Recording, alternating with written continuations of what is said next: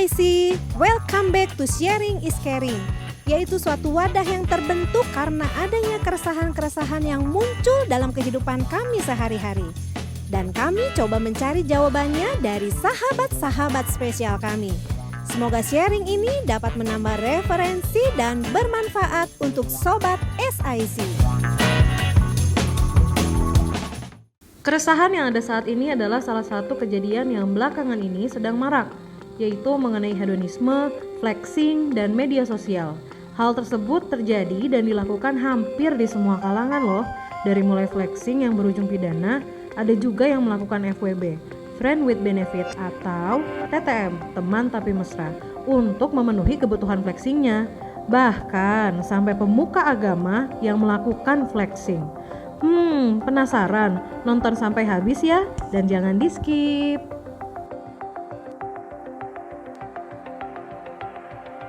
Aduh, ini bener pejabat naik mobil. Tahu-taunya mobil apa nih? Alphard. Apa sih ini? Kok banyak banget sih ya orang-orang kok? Ini antara pamer atau apa ya? Udah mulai ya? Aduh, maaf Sobat SIC. Hai Sobat SIC semuanya, ketemu lagi dengan saya Lala. Di segmen kali ini kita akan sama-sama membahas suatu keresahan yang biasanya selalu kita pertanyakan ya. Dan hal-hal yang nanti kita akan sharingkan kali ini tentunya pasti akan relate nih. Dan pasti ada di dalam kehidupan kita sehari-hari. Oke, Sobat SIC, kita nggak sendiri di sini tentunya sudah ada sahabat kita yang menemani di sini untuk membagikan cerita ataupun sharing buat kita semua mengenai hal-hal yang nanti kita akan sampaikan. Well, kita langsung sambut saja Pastor Yolanda Virgina. Halo. Shalom. Oke, Kak Ola, sebutan akrab ya, Kak Iya. Ola ya. Oke, Kak Ola, terima kasih banyak nih udah hadir di podcast kami SIC, Sharing is Caring. Jadi nanti di sini kita akan sama-sama sharing nih Kak mengenai satu hal yang kita akan bahas lebih dalam ya. Oke, sebelum masuk ke dalam pertanyaan-pertanyaan yang menggelegar sih ya, menggelegar gitu kan. Gak menjebak kan? Enggak menjebak dong. Nah, aku mau tanya nih. Aku pernah dengar dan juga baca dari beberapa informasi. Katanya kakak ini adalah model dulunya. Waduh. Model papan apa nih? Model papan atas? Papan apa? Coba boleh diceritakan Kak. Dulu model seperti apa? Model apa? Sebenarnya Apa sih itu karir pertama apa gimana? Memulainya seperti apa? Jadi dulu tuh pernah ikutan yang namanya modeling gitu. Sebenarnya sih nggak tujuannya ke situ ya, tapi ikut tiba-tiba tuh satu waktu saya inget banget saya butuh uang. Karena mami papi saya kan hamba Tuhan. Jadi satu waktu saya pacaran long distance LDR. Oke, kayak aku dong. Nah, jadi ceritanya tuh aku kan zaman dulu masih zaman interlokal tuh. Oke. Nah, ada satu waktu tuh di mana aku lagi telepon interlokal, jadi ceritanya berantem lah sama cowok aku tuh yang LDR gitu. Nah, karena berantem sama cowok aku kan kalau emosi tuh makanya bahaya banget ya kalau emosi ya. Nah, itu nggak terasa tuh ngobrol terus gitu kan, ngomong terus sampai singkat cerita ya lama lah ya waktunya ya zaman itu ya. Nah saya deg-degan juga karena kenapa ya waktu itu kan saya masih anak sekolah, terus mami papi hamba Tuhan. Nah waktu tagihan telepon keluar, ada tuh interlokal, langsung saya dipanggil Ola. Oke. Ngerti dong kalau nadanya udah yang seperti itu. Tagihan interlokalnya tuh tinggi. Tapi di masa remaja saya udah kenal Tuhan lewat mami papi. Udah tau lah. Jadi itu kadang-kadang the power of kefefet itu luar biasa. Ya kefefet ya. Itu luar biasa. Dimana di situ saya nggak tahu mesti gimana. Ya udah saya mengandalkan Tuhan. Dan saya ingat saya berdoa sama Tuhan. Tuhan tolongin Ola mau bantu mami papi, Ola udah salah, udah interlokal segini mahal, Ola perlu biaya sekian gitu. Udah singkat cerita, udah Ola berdoa seperti itu ya anak remaja simple aja. Saya ingat itu seminggu or 2 minggu kemudian tiba-tiba zaman dulu masih zaman pos. Itu saya dapat amplop coklat dari pos gitu datang. Rupanya itu adalah pendaftaran untuk itu loh ajang putri-putri gitu. Oke. Aku ingat waktu itu Fuji Film. Fuji Film. Fuji Film. Jadi Fuji Film tuh lagi cari putri Fuji Film lah, something like that udah. Saya ingat saya tuh wah udah senang, saya langsung ini pasti dari Tuhan gitu kan, karena udah habis doa udah nggak ngerti dong isi kirim. Rupanya saya dapat panggilan balik. Saya nggak ngerti bahwa untuk kontes kecantikan seperti itu butuh modal juga. Oke. Iya kan, mesti pakai ada dress code-nya, pakai baju apa, Betul. make up-nya, Betul. rambutnya gitu. Sedangkan saya waktu itu ya sebagai masih anak sekolah, mami papi ambatuan ya istilahnya nggak ada dana untuk itu. Tapi itu kayak ada satu confident gitu ya, kayak ada rasa satu ini ya udah saya ikut gitu kan. Saya ingat banget oma saya tuh zaman dulu seneng jahit baju. Jadi saya tuh dijahitin baju model tangan buntung gitu. Jadi saya ambil temanya baju pantai lah, baju santai gitu ya. Tangan buntung karena bukan kepengen pakai tangan buntung, karena kain sisa yang bunga-bunga tuh cuma segitu. Jadi bikin crop top gitu yang buntung yang segini. Iya. Terus saya punya ya celana kayak bermuda gitu warna putih, udahlah di-matchingin. Saya ingat yang ngeblowin rambut saya juga mami saya gitu ya. Sembari ngeblow mami sembari doa dalam nama Yesus. Wah. Ya sembari komat kamit kayak dukun kendi gitu mami. Sembari doain saya, sembari make up. Udah singkat cerita saya ingat waktu itu ajangnya tuh di HI, Hotel Indonesia gitu ya. Saya Itu pergi tahun berapa tuh, Kak? Aduh, tahun berapa ya? Lupa ya. Berapa tahun yang lalu? Oh, 80-an ya. Kayaknya. Oke. Udah sampai di situ kaget sendiri, kagetnya gini, waduh gak nyangka saingannya heboh banget gitu ya. Gak kebayang sampai di situ dengan baju yang bagus, dengan make up yang bagus gitu kan, singkat cerita. Tapi ada confident karena saya merasa saya udah berdoa dan ini dari Tuhan. Jadi waktu ya itu para fotografer foto ya nengok sini, mereka lihat namanya Yolanda, nengok sini udah selesai seperti itu. Sampailah akhirnya pada pemilihan lah ya untuk pengumuman siapa yang menang. Saya di pojok, saya sembari berdoa, Tuhan tolong. Nah itu kan biasanya kalau pengumuman pemenang itu dimulai dari belakang, ya kan. Aku cuma ngomong gini, Tuhan juara 3 juga gak apa-apa lah, gitu kan ya. Ternyata juara 3 bukan saya, gitu kan. Ya udah mungkin saya juara 2 gitu kan. Ternyata juara 2 bukan saya lagi, gitu kan. Salah prediksi ini. Terus aku tuh sempet yang, masa iya gue juara 1 gitu kan. Aduh kayaknya gak mungkin banget gue juara 1. Ternyata waktu diumumin juara 1, bukan saya juga gitu kan. Jadi saya sempet yang, wah hopeless. Salah ya. Ini salah ya, apa salah denger atau apa ya gitu kan. Tapi tiba-tiba dari panitia, tunggu. Ada juara tambahan. Yaitu juara favorit. Yang dipilih oleh para fotografer sama panitia gitu kan. Disebutin namanya. Nama aku dengan hadiah jumlahnya sekian. Pas persis untuk bayar biaya interlokal. Tuhan luar biasa ya. Ya dari situ saya ikut, apalagi tuh ajang majalah mode lah. Dari situ berlanjut terus ya. Iya. Oke, sampai di umur berapa tuh pada saat itu tuh Kak Ola? Saya sih terus terang orang tua saya nggak nyetujuin karena orang tua saya kan juga hamba Tuhan. Jadi intinya sih kemarin ini tuh waktu ikutan jadi model tuh bukan mau jadi profesional ya, pengen dapet duit jajan gitu loh untuk duit tambahan. Seperti itu sih, jadi bukan model sungguhan. Tapi pernah berkecimpung di dalam modeling begitu ya. Kak Ola boleh ceritain sedikit nggak, kalau tadi kita udah tahu bahwa mungkin bisa dibilang salah satu talenta Kak Ola ini adalah modeling juga. Nah setelah dari modeling sampai ke titik di mana hari ini berada, itu gimana tuh ceritanya? Sebenarnya sih aku kayaknya nggak punya talenta modeling. Oh mas, karena kepepet tadi ya.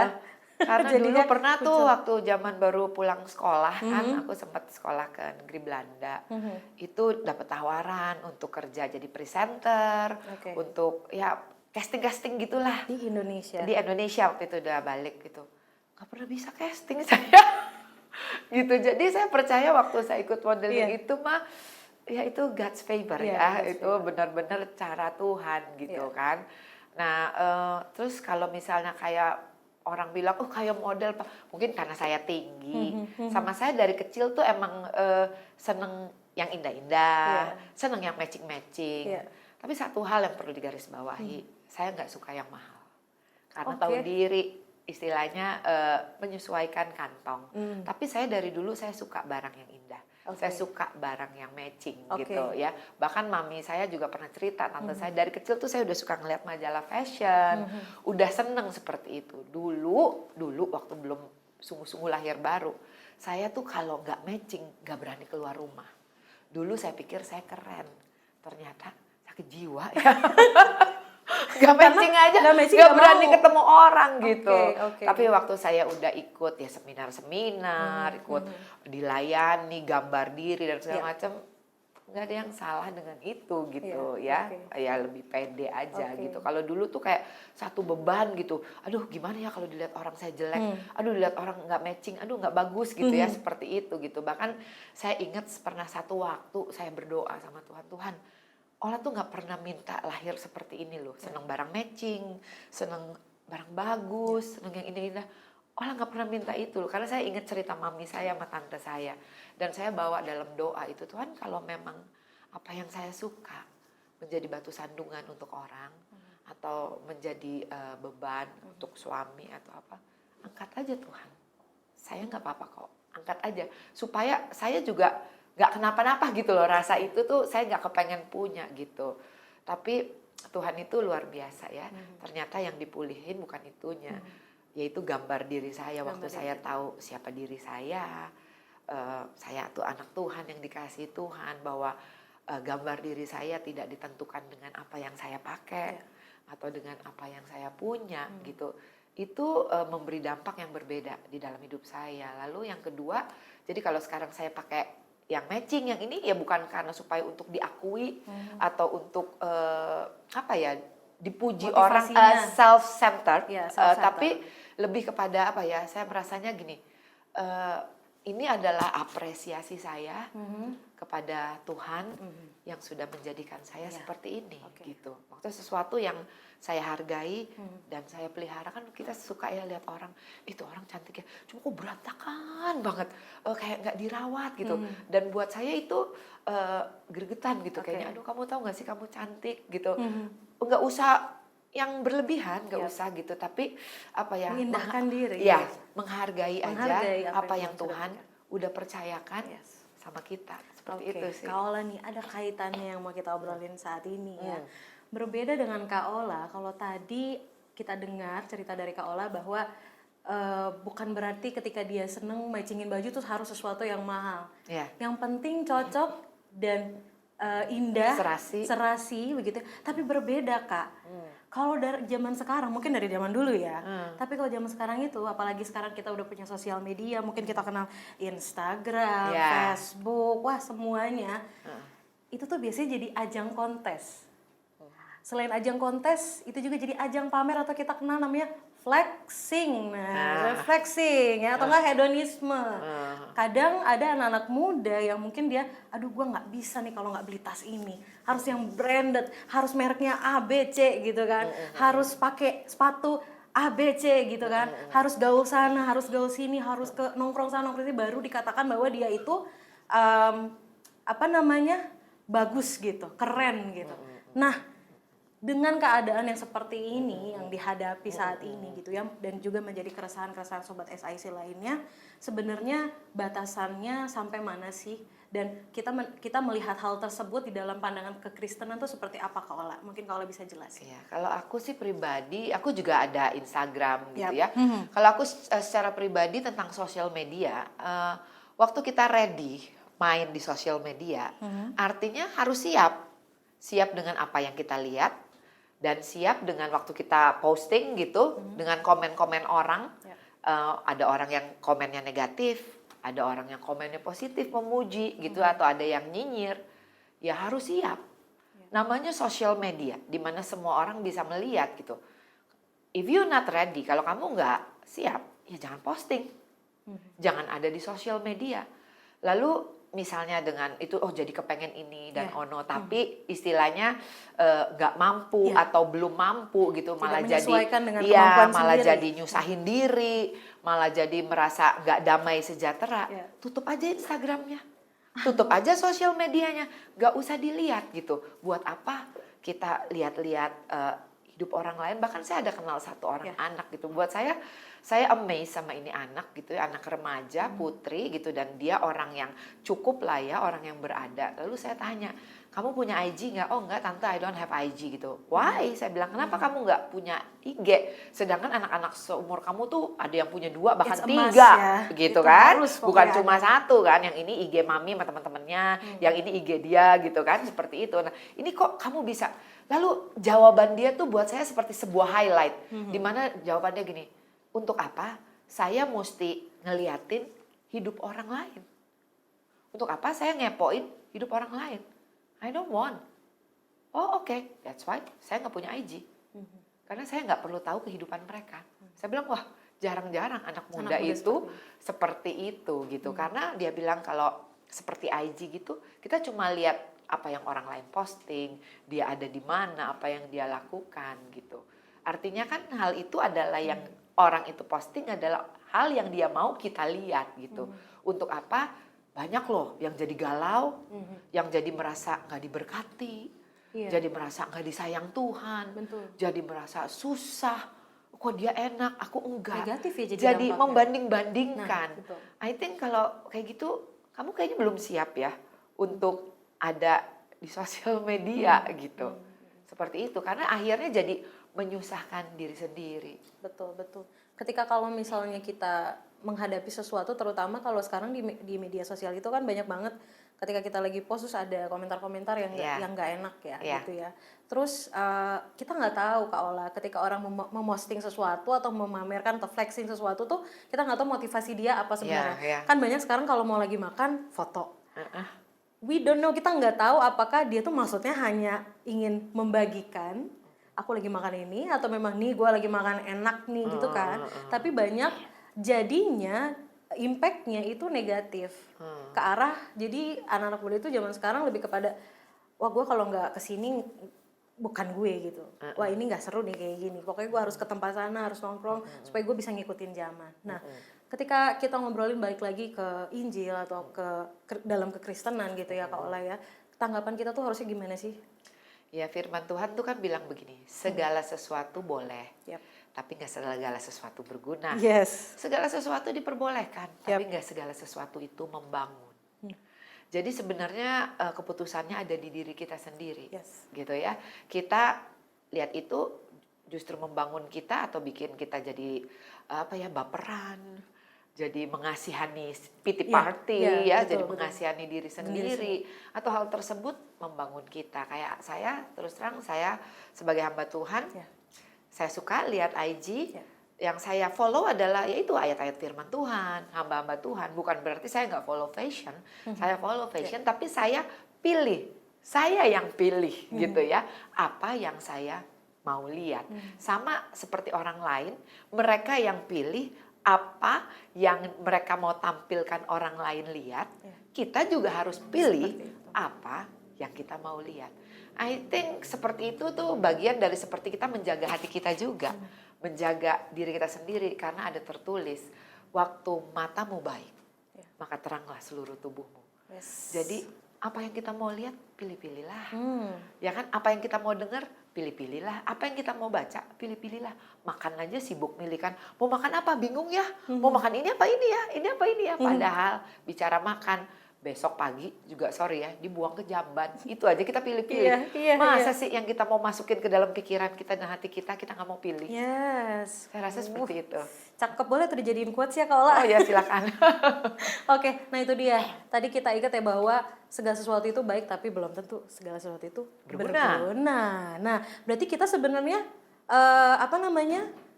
memiliki pilihan ya.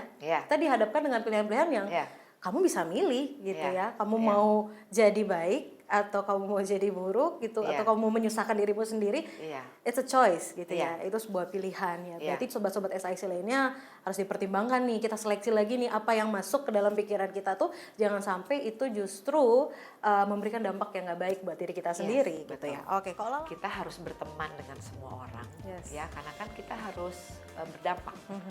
Karena kita dijadikan Tuhan itu punya free will, Ya, free will. ya. Kayak contohnya kita misalkan bergaul sama penjual parfum, pasti kita ikut wangi. Menyelamatkan, membantu gitu ya. Mata Tuhan. Jadi tidak ditentukan dengan yang dari luar, Wow. tapi penghargaan itu ditentukan